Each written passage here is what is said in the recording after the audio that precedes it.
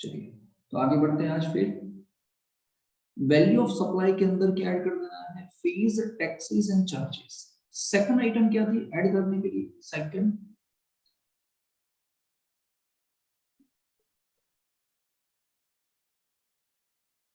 expenses incurred by the recipient on behalf of, ये कल मैं लिखा चुका हूं, ये सब आज सिर्फ समझने का है। कल ये लिख चुके हैं हम। Expenses incurred by recipient on behalf of supplier. ऐसे कोई भी एक्सपेंसेस रेसिपिएंट ने इंकर्ड किए हो, रिसीवर ऑफ गुड्स या रिसीवर ऑफ सर्विसेज ने इंकर्ड किए हो, जो एक्चुअली किसको इंकर्ड करने चाहिए थे? सप्लायर को इंकर्ड करने चाहिए थे। तो वो एक्सपेंसेस भले ही रेसिपिएंट ने इंकर्ड किए हो, हम इसके अंदर प्लस कर देंगे। चलिए एग्जांपल से समझते हैं इसका मतलब क्या। इसका मतलब क्या एग्जांपल से समझाता हूं। For example mister A and mister B दो बंदे हैं। मिस्टर बी को एक घर तैयार करना है। मिस्टर ए है कॉन्ट्रैक्टर जो एक घर बना के देगा। मिस्टर ए एस्टिमेट देता है आपको,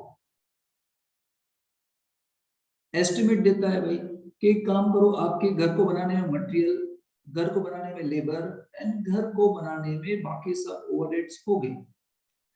मटेरियल लगेगा फॉर एग्जांपल 15 लाख का, लेबर लगेगा 10 लाख का, ओवरहेड्स लगेंगे 5 लाख के, है ना। एंड फिर उसका जो भी प्रॉफिट मार्जिन होगा वो भी तो ऐड करेगा। मान लो 5 लाख उसका प्रॉफिट मार्जिन होगा। प्रॉफिट मार्जिन को दिखाएगा नहीं, समझो, वो ऐसा बोलेगा नहीं मुझे 5 लाख रुपए प्रॉफिट हो रहा है, ठीक है। तो 15 प्लस 10 25 30 एंड कितना हुआ 35 लाख। डन। चलिए ए ने बोला, मिस्टर बी ने बोला एक ठीक है चलो एक काम करो घर बनाओ, कोई दिक्कत नहीं है ना, घर बनाओ, आपने जो एस्टिमेट दिया सही है, बराबर। अब हुआ ये कि मटेरियल का जो पेमेंट था 15 लाख, है ना।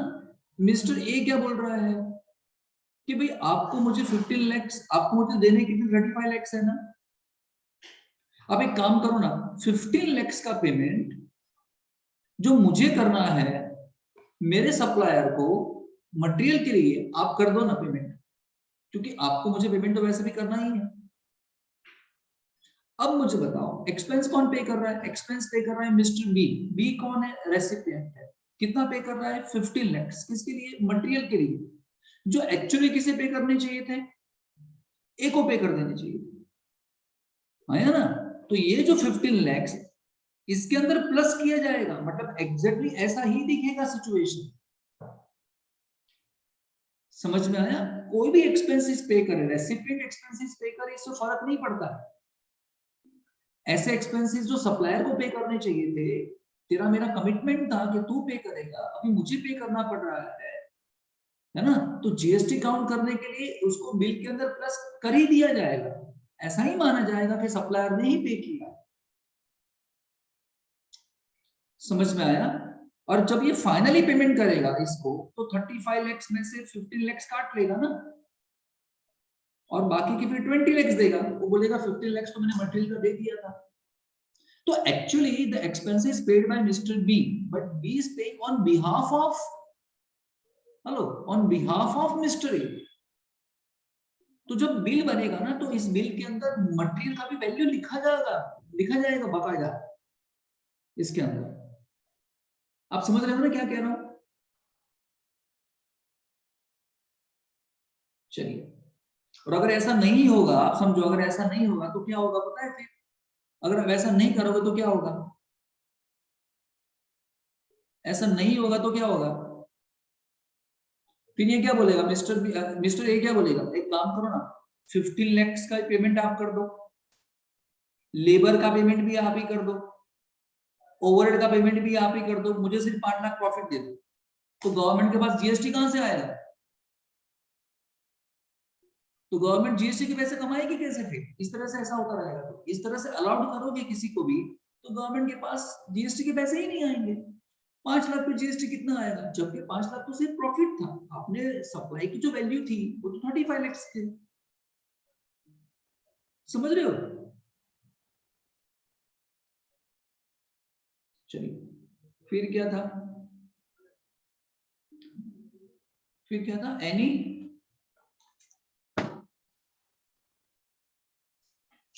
आप तो बोलने incidental expense. incidental expenses like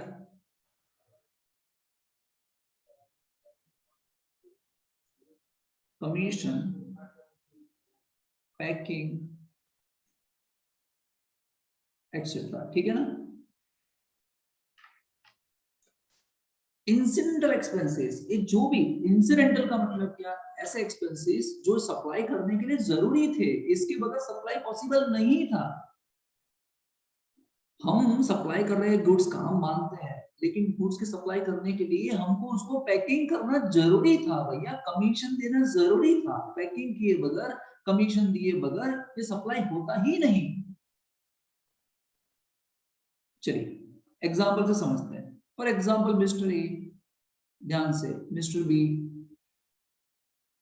है ना, मिस्टर बी फायर क्रैकर्स बेचते हैं। दिवाली का टाइम है और वो क्या बेचते हैं? फायर क्रैकर्स बेचते हैं। मिस्टर ए क्या करते हैं? उसका मैन्युफैक्चरिंग करते हैं, फायर क्रैकर्स का मैन्युफैक्चरिंग करते हैं, ये मैन्युफैक्चरर है, ठीक है। ये इसको सप्लाई करेगा, ये अपनी शॉप में लगाएगा और फिर इसको सेल करेगा फर्दर। ये क्लियर? अब जब फायर क्रैकर्स यहां से यहां जाएंगे, फायर क्रैकर्स यहां से यहां जाएंगे ट्रक के अंदर, लेकिन फायर क्रैकर्स को प्रॉपर्ली पैक करना पड़ेगा ना। और अगर फायर क्रैकर्स को प्रॉपर्ली पैक नहीं करोगे तो हवा लग जाएगी, तो क्या फूटेगा वो और क्या मजा आएगी तेरे को, सुरसुरी हो जाएगा फिर तो उसका। तो होता ये है भाई कि मटेरियल यानी fire crackers for example 1 lakh रुपए के लिए, और उसमें पैकिंग करने का खर्चा 35,000 हो गया। पैकिंग ही इतना इंपॉर्टेंट होता है यहाँ पे, पैकिंग बहुत प्रॉपर तरीके से करना पड़ता है, उसको हवा नहीं लगनी चाहिए। तो बिल कितना बनेगा? 1,35,000 का बिल बनेगा और उस पर जीएसटी चार्ज किया जाएगा। इसको प्लस कर देना है और फिर जीएसटी लगाना है, जीएसटी जो भी होगा। फॉर एग्जांपल 12% जीएसटी है तो इस पे लगाया जाएगा 12%। पैकिंग चार्जेस ऐड करने के बाद जो फिगर आती है उसमें लगाया जाएगा। तो उसे बोलते हैं इंसिडेंटल एक्सपेंसेस प्लस कर देने को। समझ रहे हो कि नहीं समझ रहे हो? सिंपल है ना? बोलो। हाँ सर। हाँ सर। एक बात मुझे बताओ, अगर हम पैकिंग के एक्सपेंस ऐड नहीं करते तो मटेरियल कितने का था? पैकिंग कितने का था? 35,000 का। अभी गवर्नमेंट ने क्या बोल दिया पता है गलती से, कि पैकिंग ऐड करोगे ना तो हम जीएसटी नहीं लेके जाओ। तो लोग गलत तरीके से सीखेंगे, बोलेंगे मटेरियल 10,000 रुपए का था और पैकिंग 1,25,000 का था। समझ रहे हो? मटेरियल की प्राइस बढ़ा देंगे, पैकिंग की प्राइस बढ़ा देंगे, मटेरियल की प्राइस को कम कर देंगे, तो गवर्नमेंट के पास जीएसटी नहीं आएगा फिर तो। हेलो, यस और नो? मान लो अगर गवर्नमेंट ऐसा बोलती है कि पैकिंग एक्सपेंसेस पे हम जीएसटी नहीं लेंगे, तो लोग क्या करेंगे? लोग ऐसा बोलेंगे कि मटेरियल सिर्फ 10,000 रुपए का और हमारा पैकिंग चार्ज कितना हो गया? 1,25,000 का, 1,35,000 टोटल हुआ, लेकिन जीएसटी इस पे लगेगा फिर। तो गवर्नमेंट के पास जीएसटी क्या आएगा फिर?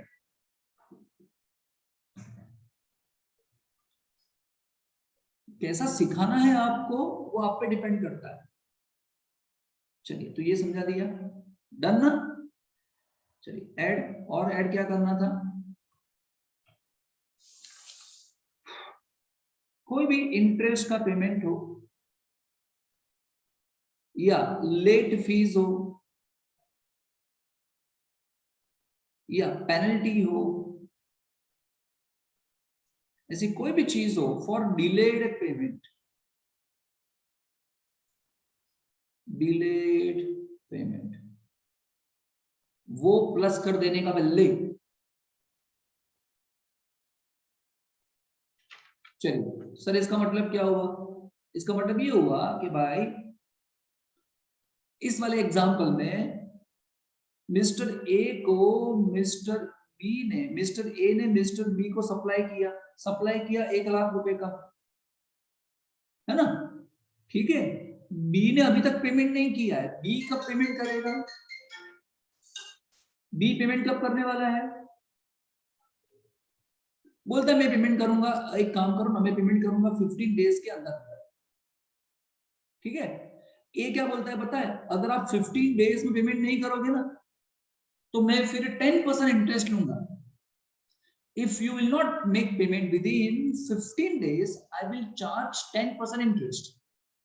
ठीक है, मिस्टर बी ने 15 डेज में पेमेंट किया नहीं, अब जो बिल बनेगा ना वो ऐसा बनेगा कि 1 लाख रुपए सप्लाई का प्लस 10% डिलेड पेमेंट के लिए इंटरेस्ट, कितना होगा 10,000, वैल्यू कितनी हुई 1,10,000, और इस पे जीएसटी गिना जाएगा। सिंपल। नेक्स्ट, और क्या था, डायरेक्ट सब्सिडी। डायरेक्ट सब्सिडी, ये जो मैं आपको सब कुछ समझा रहा हूं ना, ये आपके एक्चुअली कोर्स में नहीं है, आपको तो सिर्फ नाम दे दिए है कोर्स में कि ये चीज ऐड कर देने की बात, लेकिन क्या मतलब, सिर्फ नाम ही पढ़ना होता तो मेरी जरूरत क्या थी। डायरेक्ट सब्सिडी को प्लस कर दिया जाएगा, है ना। डायरेक्ट सब्सिडी के ब्रैकेट में क्या लिखाया था, means subsidy directly linked with the prices, और फिर क्या लिखाया था कि याद रखना इसमें लमसम सब्सिडी जो होगी वो प्लस नहीं होती है, एंड यहां लिख देना, यहां पे अलग से, है ना, excluding subsidy provided by central government, state government, ये नहीं आएगा।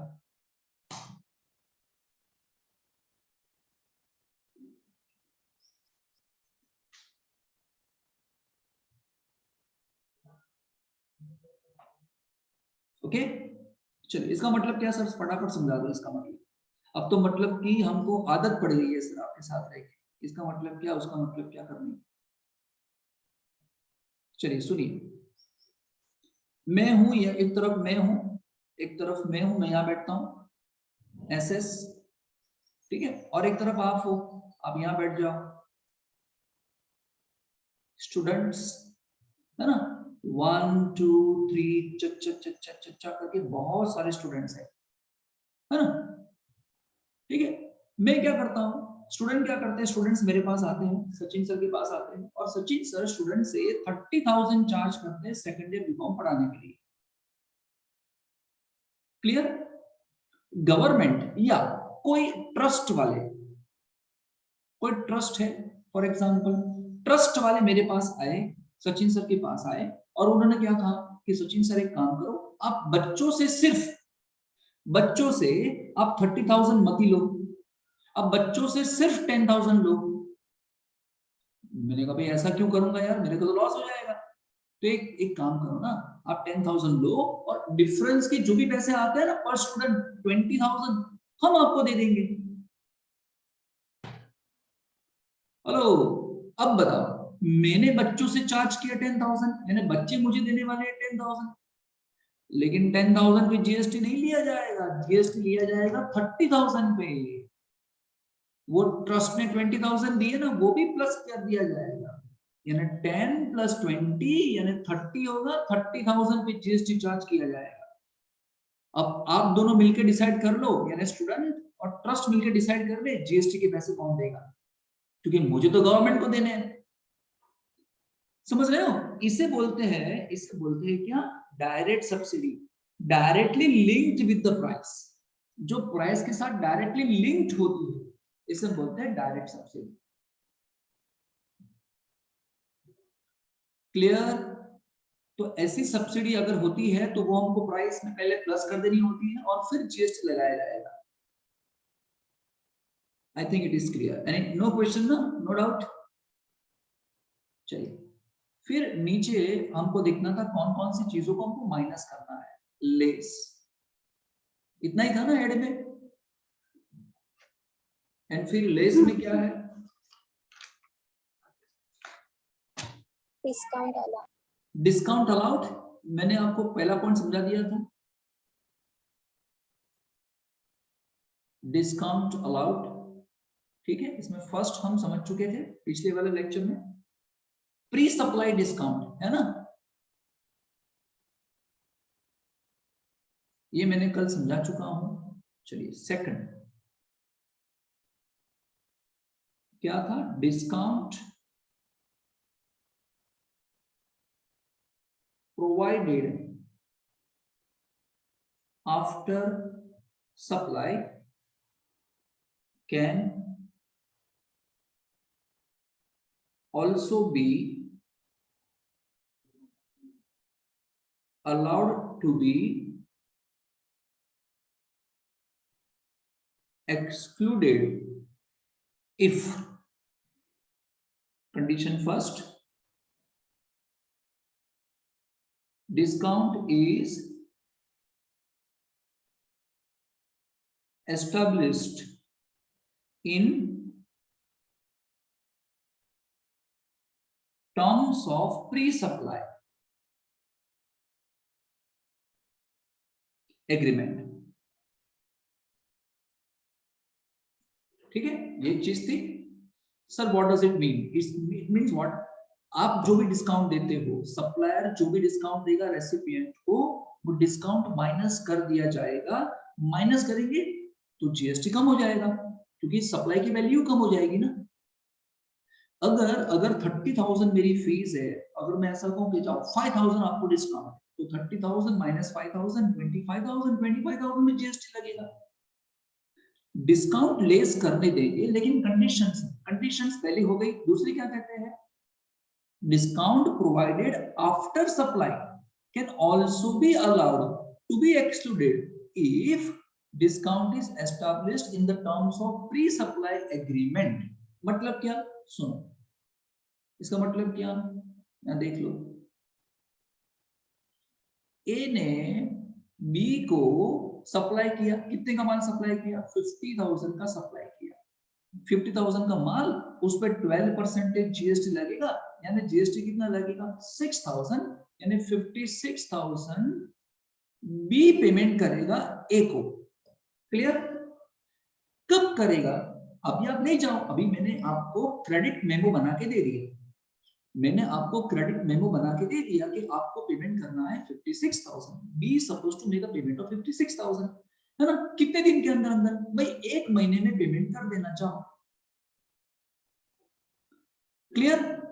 लेकिन फिर बिल में लिखा था, माल ले गया वो, बी तो माल ले गया और फिर उसने बिल भेजा, इनवॉइस भेजा, और बिल में लिखा था कि भाई अगर आप 10 डेज के अंदर अंदर पेमेंट करते हो, बिल में ही लिखा था नोट करके,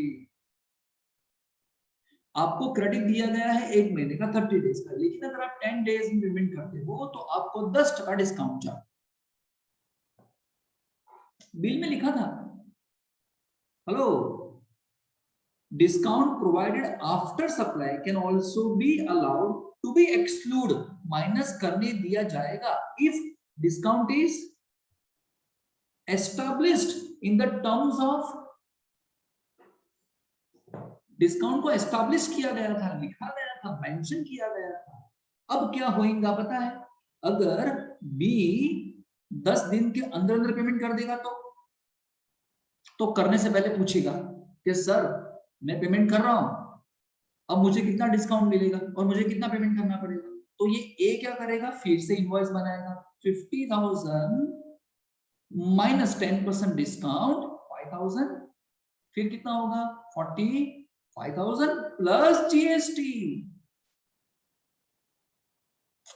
समझ में आया? डिस्काउंट के पैसे माइनस करने के बाद जीएसटी लगाया जाएगा। जीएसटी कितना था, फॉर एग्जांपल 12% जीएसटी जो भी होगा इतना पेमेंट करने का सर।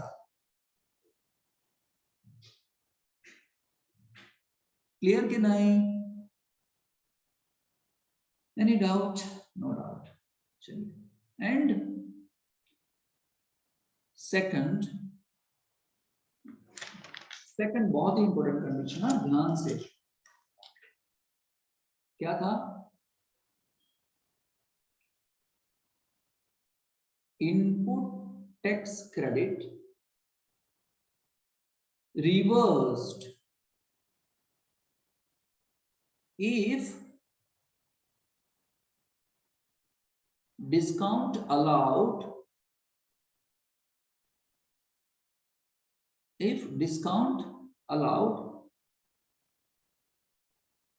afterwards। ठीक है, चलिए इसका मतलब क्या सर, अभी थोड़ा ध्यान से पढ़ेंगे ये वाला।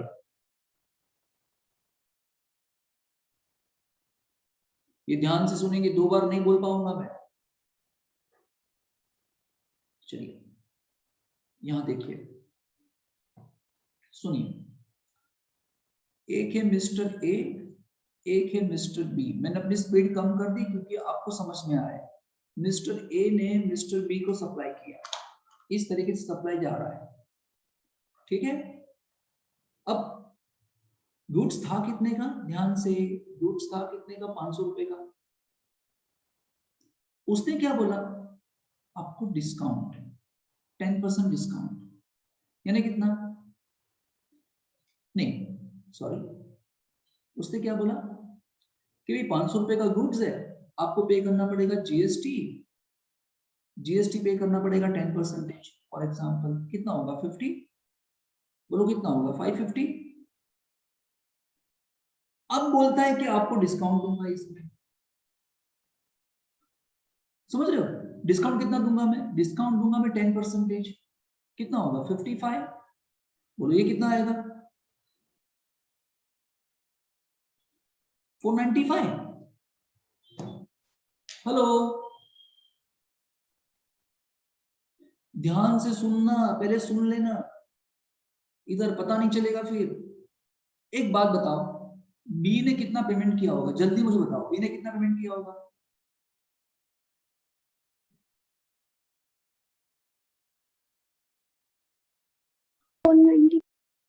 अरे बोलो ना, क्या गधों की तरह देखते रहते हो यार। सिंपल सा क्वेश्चन पूछ रहा हूँ, बी ने कितना पेमेंट किया होगा, कितना टाइम चाहिए बोलने के लिए?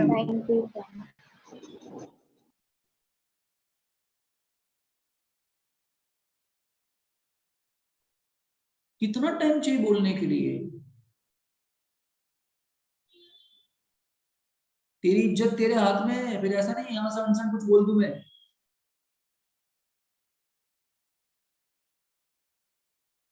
सिंपल सा क्वेश्चन पूछ रहा हूं, फिर भी नहीं बोल रहे हो। बैठे किस दिए हो फिर इधर?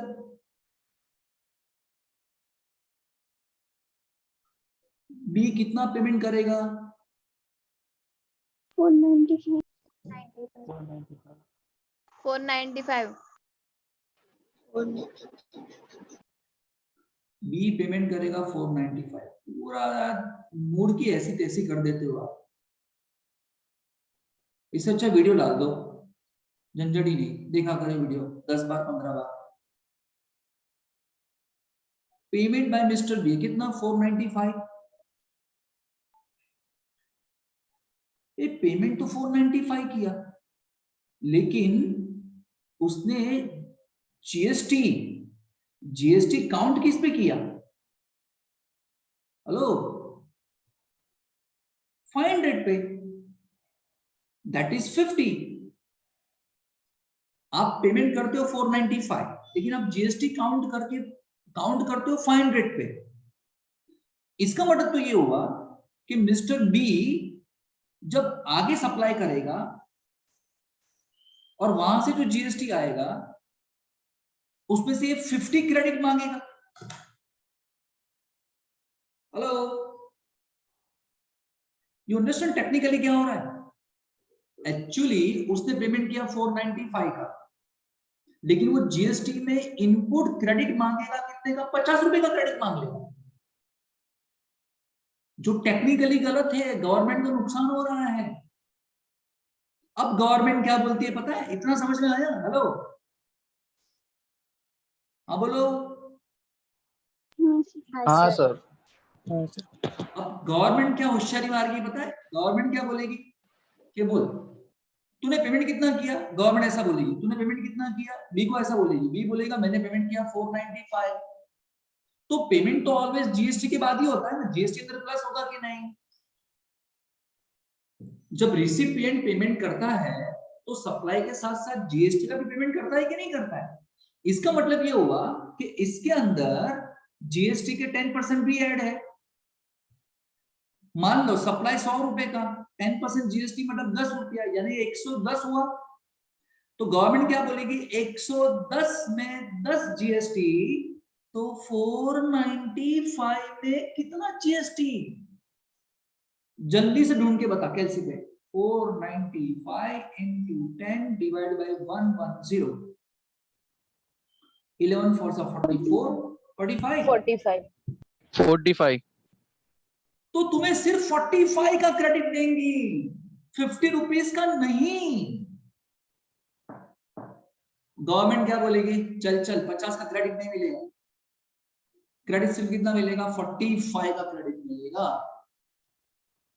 तो ऐसा काम नहीं करना है। पता है तूने क्या कर दिया? इधर ही गलत किया है। सुन यहां देख, यहां ही गलत किया है तूने। जीएसटी प्लस करके डिस्काउंट दिया। मैं जीएसटी प्लस कर दूंगा सप्लाई में, जीएसटी प्लस कर दूंगा सप्लाई में और फिर डिस्काउंट दूंगा। तो क्या जीएसटी में डिस्काउंट देने का मेरा हक है क्या? मैं कौन हूं? I am nothing, I am just a supplier. आप डिस्काउंट कैसे दे सकते हो जीएसटी में से? समझे कि नहीं? तो ये गलत था। पहले डिस्काउंट माइनस करो फिर जीएसटी प्लस करो। जीएसटी प्लस करके डिस्काउंट देने का काम गलत है। वो क्या कर देंगे? अगर ऐसा करोगे तो रिवर्स कर देंगे, रिवर्स। इनपुट टैक्स क्रेडिट को रिवर्स कर दिया जाएगा। ये वाला सेंटेंस किधर गया? Input tax credit reverse if discount allowed afterwards, यानी रिवर्स हो जाएगा, प्रोपोर्शनेट कर देंगे। इसका मतलब ये था। अब तुम्हें कोई नहीं सिखाएगा, ये कोई है ना, मम्मी का लल्ला कोई सिखाने वाला है नहीं ये सब चीजें। और तू यार इंटरेस्ट नहीं दे रहा है, मैं क्वेश्चन पूछूं इंटरेस्ट नहीं दे रहा है, तो मुझे लगता है कि मैं क्यों ये सब बोल रहा हूँ यार। सिर्फ नाम बोल दो, खत्म करो ये सब बातें। क्लियर इतना? हाँ सर। हाँ